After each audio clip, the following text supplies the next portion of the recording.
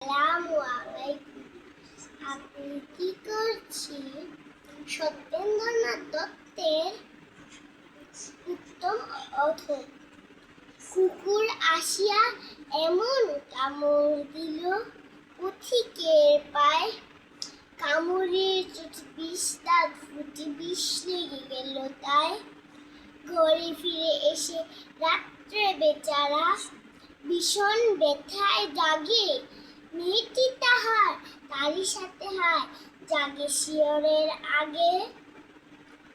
বাবাকে বলে, ভৎসনা চলে কপালে রাখিয়া হাত, তুমি কেন বাবা ছেড়ে দিলে তারে, তোমার কি নাই দাঁত?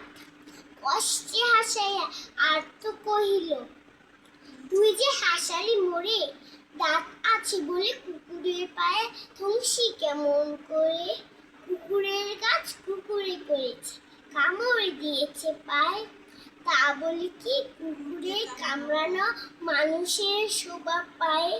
ধন্যবাদ সবাই।